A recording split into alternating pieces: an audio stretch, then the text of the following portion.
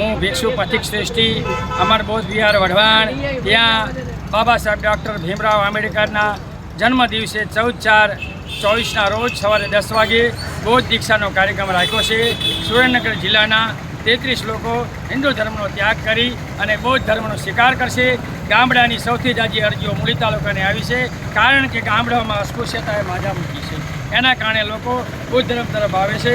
અમદાવાદ જિલ્લાની 10 અરજીઓ છે, સુરત જિલ્લાની 5 અરજીઓ છે। ટોટલ 50 લોકો અંદાજિત બૌદ્ધ ધર્મ દીક્ષા લેવાના છે અને જે બાબા સાહેબના માર્ગે લોકો ચાલવાના છે। સમતા, સ્વતંત્રતા, બંધુતા, ન્યાયના માર્ગ ઉપર ચાલશે। નમો બુદ્ધાય। વિનોદ મકવાણા સુરેન્દ્રનગરથી વાત કરી રહ્યો છું।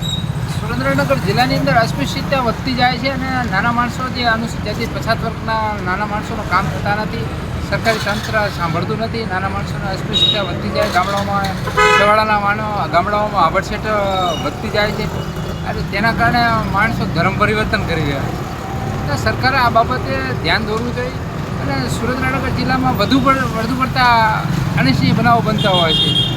દીકરીઓના તેમજ અન્ય કુટુંબજનોના મારઝૂડ અને અનિચ્છનીય બનાવો બનતા હોય છે। તો આ બાબતે સરકારશ્રીએ ધ્યાન દોરવું જોઈએ અને સુરેન્દ્રનગર જિલ્લામાં આ અનુસૂચિત જાતિના આભડછેટના પ્રશ્નો વધુ હોય એના કારણે ધર્મ પરિવર્તન થાય છે।